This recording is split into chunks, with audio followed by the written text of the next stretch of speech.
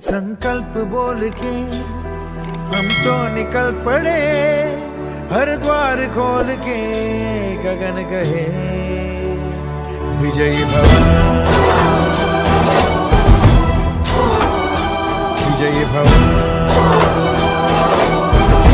गगन कहे विजयी भव। हेलो दोस्तों, नमस्कार। मैं जितेंद्र राजपूत। आज हम संस्कृत साहित्य के अंतर्गत टीजीटी के कुछ प्रश्न देखते हैं। तो आइए देखते हैं, शुरू करते हैं। पहला प्रश्न आपके सामने ये रहा। तो मैनाक किसका पुत्र था? मैनाक किसका पुत्र था?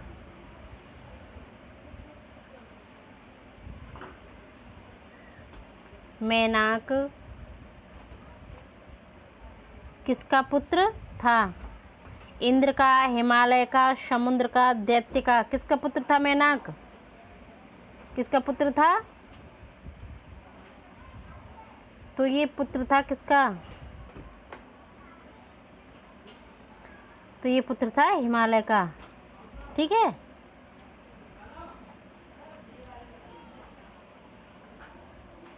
प्रश्न नंबर 2।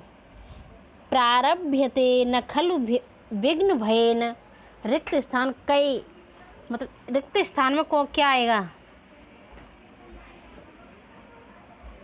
रिक्त स्थान में निश्चय ही मध्या पर्यन्ते धीरा, क्या आएगा? निश्चय ही मध्या प्रत्यजंती या धीरा, क्या आएगा? प्रारभ्यते न खलु विघ्न भये न कह। तो क्या आएगा?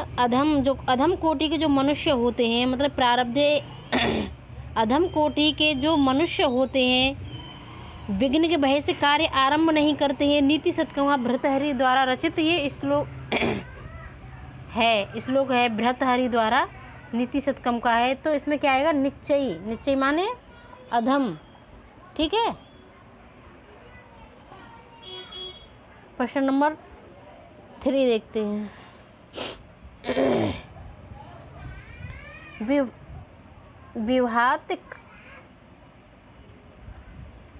विभातिकायः करुणाकुलानां रिक्त स्थान की पूर्ति करो। कुंडलेन कंकड़ेन परोपकारेण न चंदनेन परोपकारेणाम।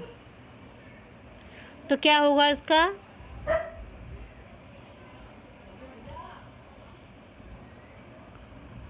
तो क्या होगा?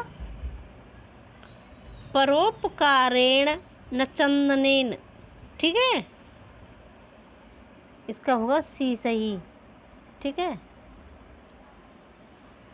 प्रश्न नंबर 4। ये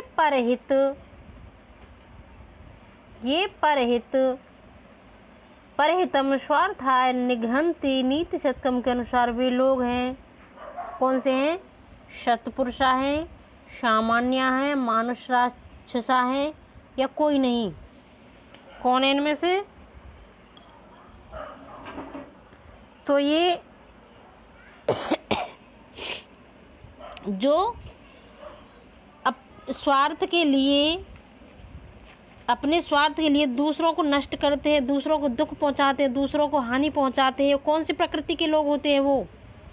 तो वो होते हैं मानुष राक्षसा। इसमें होगा हमारा सी सही हो जाता है। ठीक है, सी सही हो जाता है। ठीक है। प्रश्न नंबर 5।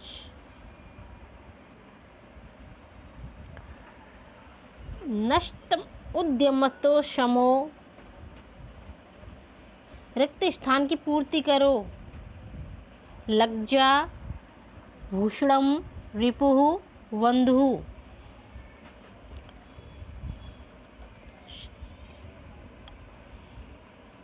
क्या होगा इसका? तो इसका होगा डी। क्या होगा? डी। प्रश्न नंबर 6। पर्वत के पंख किसने काटे थे? इंद्र ने, विष्णु ने, शिव ने, या ब्रह्मा ने, किसने काटे थे पर्वत के पंख?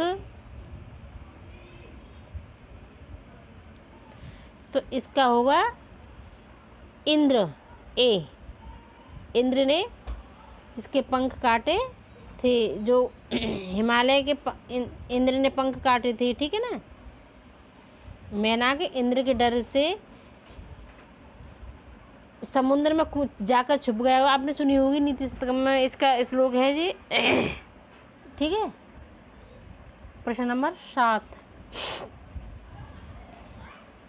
लक्ष्मी ने निष्ठुरता का गुण किस से प्राप्त किया है, कहाँ से ग्रहण किया है?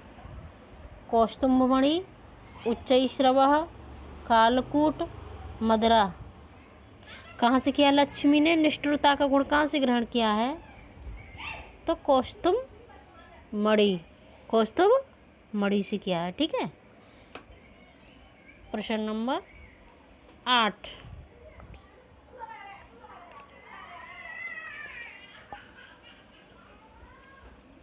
लक्ष्मी पाताल गुहेव रिक्त स्थान की पूर्ति कीजिए, क्या आएगा? ए या बी या सी या फिर डी? तो कौन सा आएगा? इसमें आएगा तमो बहुला, बी।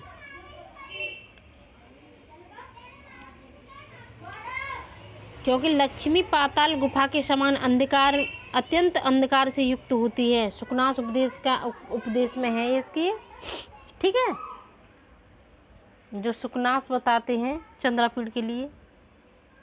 प्रश्न नंबर 9, लक्ष्मी से कुप्रभावित राजा दर्शन प्रदानम अपि गणयन्ति, क्या करते हैं? अनुग्रहम करते हैं, वर प्रदान करते हैं, पावनम या उपकारम क्या ग्रहण करते हैं, क्या गिनते हैं, क्या करते हैं? ये क्या करते हैं? तो ये अनुग्रह करना, इसका ए सही होगा, ठीक है। प्रश्न नंबर 10,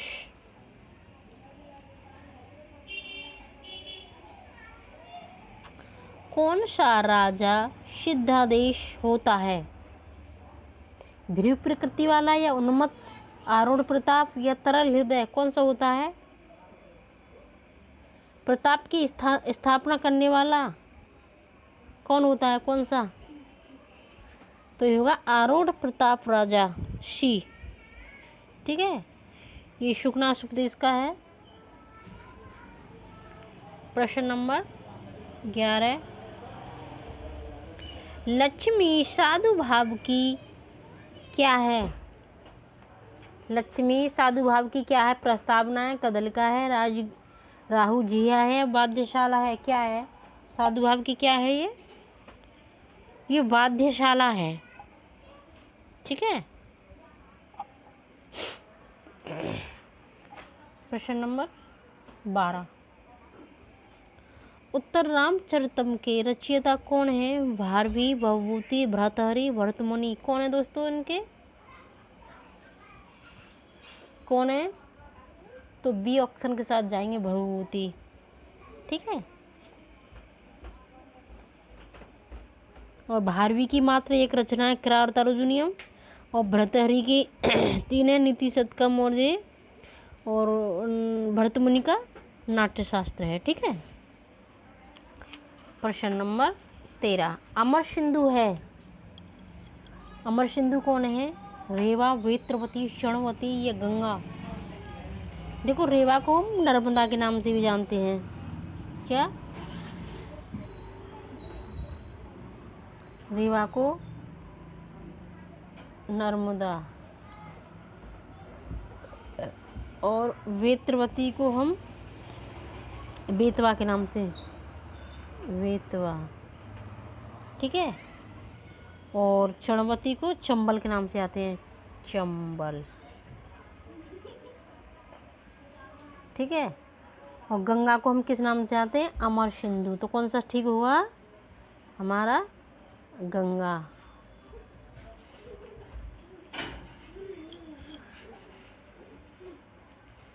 ठीक है, गंगा। प्रश्न नंबर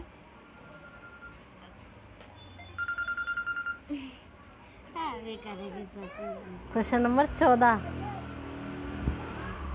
उत्तर रामचरितम के तृतीय अंक का मुख्य रस है। उत्तर रामचरितम के तृतीय अंक का मुख्य रस है करुण रस, वीर रस, श्रृंगार रस, शांत रस। कौन सा है दोस्तों, कौन सा है? तो ये होगा करुण रस। ठीक है। प्रश्न नंबर 15। शिवराज विजयम किस श्रेणी का काव्य है? महाकाव्य है, ऐतिहासिक उपन्यास है, गीत काव्य है, ऐतिहासिक काव्य है? क्या है दोस्तों ये? शिवराज विजयम किस श्रेणी का काव्य है?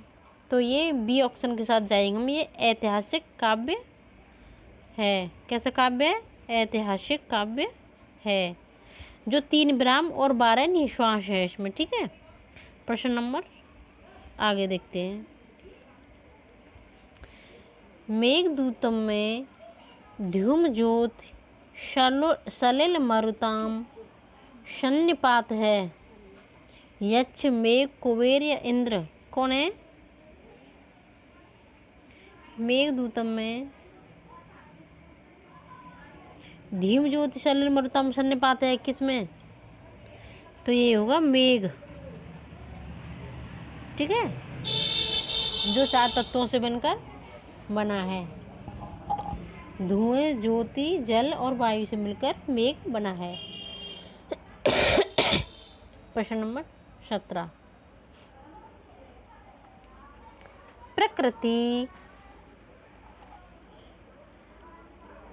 प्रकृति कृपणाश्चेतना चेतन अचेतनेषु होते हैं। कौन होते हैं? मूर्जना, विद्वजना, राजानः, कामार्तः। ये सूक्ति कहाँ की है दोस्तों? तो ये सूक्ति है मेघदूत की। कहाँ की है? मेघदूतम की। ठीक है, मेघदूतम की ये सूक्ति है। तो कौन होते हैं, कैसे होते हैं? कामार्त। ठीक है, कामार्त होते हैं, जो जड़ और चेतन पदार्थों के स्वभाव को अधीन हो जाते हैं। ठीक है। प्रश्न नंबर 18।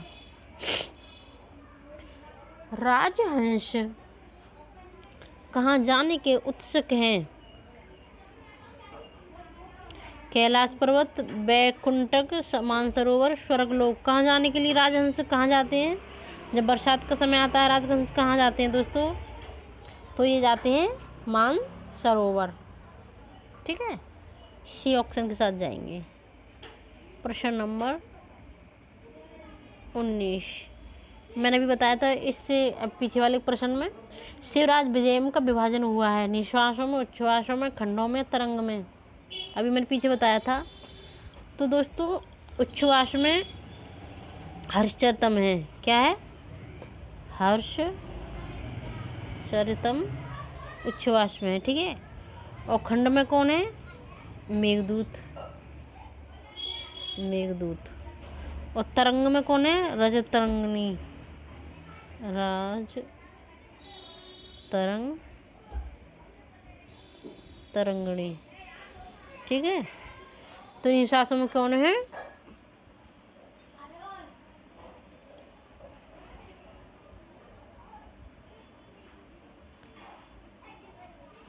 ठीक है। प्रश्न नंबर आगे। त्राता अर्जुनीय में दुर्योधन की तुलना की गई है। किससे की गई है?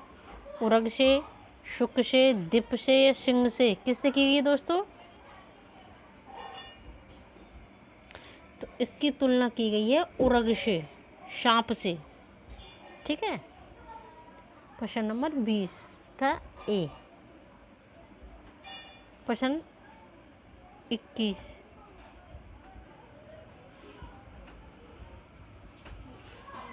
अभिज्ञान शाकुंतलम नाटक में गौतमी है। अभिज्ञान शाकुंतलम नाटक में गौतमी है शकुंतला की सखी तपोवन की अध्यक्षा अप्सरा दुष्यंत की प्रतिहार। कौन है ये? गौतमी कौन है? तो दोस्तों गौतमी है तपोवन की अध्यक्षता। ठीक है, क्वेश्चन नंबर बी, इसका बी सही हो जाएगा। क्वेश्चन नंबर आगे देखते हैं 22। उत्तर रामचरितम के तृतीय अंक का घटना स्थल है अयोध्या, जनस्थान प्रदेश, पंचवटी या वाल्मीकि आश्रम। कौन सा है दोस्तों इसका? तो देखो अयोध्या तो प्रथम अंक में है, हमारा प्रथम अंक में। ठीक है, जनस्थान द्वितीय अंक है, सेकंड अंक है ये। और पंचवटी कौन सा है? चतुर्थ अंक है। वाल्मीकि आश्रम ये चौथा अंक है। ठीक है, तो हमारा हो जाएगा ये पंचवटी। ठीक है, ठीक है, पंचवटी सही है। आगे देखते हैं प्रश्न नंबर 23। सुप्रसिद्ध कविजन, सुप्रसिद्ध कविजन, सुप्रसिद्ध कविजन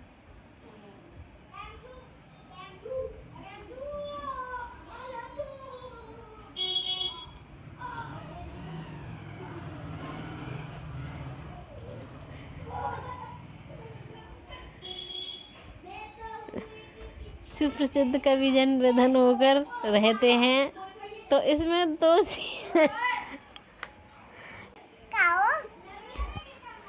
ठीक है, तो इसका कौन सा हो जाएगा? सुप्रसिद्ध कविजन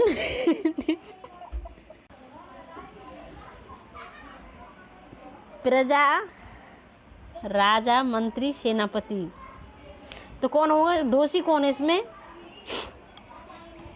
तो राजा। कौन सा सही हो जाएगा इसका? राजा। ठीक है, प्रश्न नंबर 24। क्रार्ता अर्जुनियम में गुप्तचर किस वेश में जाता है? सैनिक, सन्यासी या ब्रह्मचारी? किस में जाता है दोस्तों? तो ये चाहता है ब्रह्मचारी।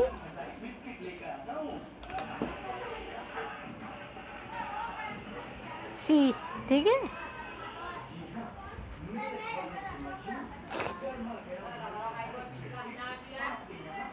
प्रश्न नंबर 25। शुकनाशोपदेश कादम्बरी का अंश है, उसके रचयिता कौन है? बाणभट्ट। शुकनाशोपदेश कादम्बरी का अंश है, उसके रचयिता कौन है दोस्तों? बाणभट्ट। गुणाढ्य, सुबंधु, क्षेमेंद्र कौन है इसके रचयिता? तो ये बाणभट्ट। ठीक है, और गुणाढ्य की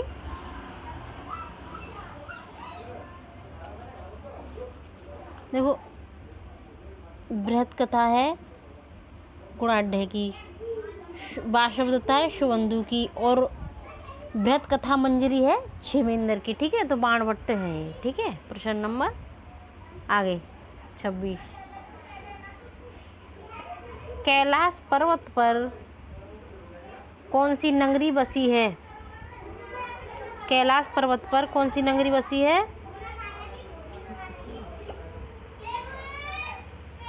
पाटलिपुत्र, द्वारकापुरी, अलकापुरी या उज्जैनी? कौन सी नदी बसी है दोस्तों? नगरी बसी है दोस्तों? तो उज्जैनी। कौन सी है? उज्जैनी, डी।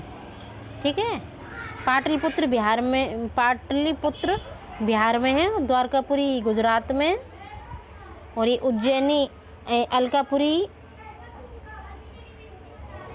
उज्जैनी मध्य प्रदेश में है। ठीक है,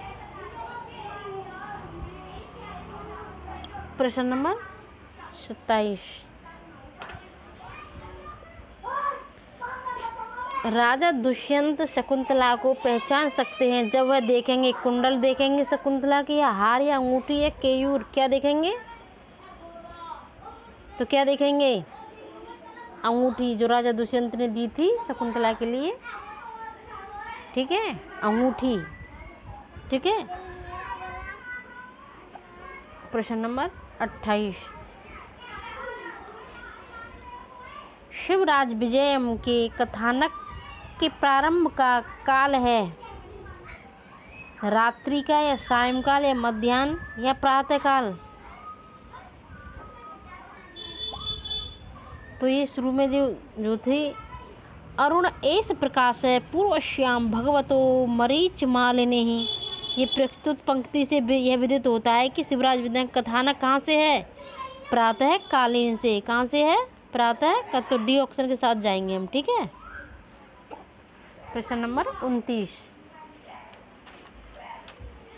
सुलभ कोपो महर्षि कौन है? कण्व हैं या दुर्वासा हैं या दुष्यंत हैं? कौन है? सुलभ कोपो कौन है? तो ये है दुर्वासा ऋषि, ठीक है। और दुष्यंत हस्तिनापुर के राजा थे। शकुंतला कण्व ने जो पाली थी, पालिता पुत्री थी, और कण्व, ठीक है। तो इसका दुर्वासा होगा। सुलभ कोप कौन थे? दुर्वासा। प्रश्न नंबर 29, विषयों में आसक्ति मनुष्य को क्या करती है? नष्ट करती है, बुद्धिमान बनाती है, समृद्ध बनाती है, प्रसन्न करती है। क्या करती है? विषयों में आसक्ति मनुष्य को क्या करती है? तो ये क्या करती है? नष्ट करती है, ये नष्ट करती है। और ये सूक्ति है, ये है सुखनाश उपदेश। सुखनाश बताते हैं चंद्रापीठ को कि विषयों में आसक्ति मनुष्य को क्या कर देती है? नष्ट कर देती है, पथभ्रष्ट कर देती है, ठीक है। तो दोस्तों आज के लिए इतना ही। शुभ संध्या। फिर उपस्थित होंगी मैं एक नई वीडियो के साथ। तब तक के लिए धन्यवाद। जय हिंद।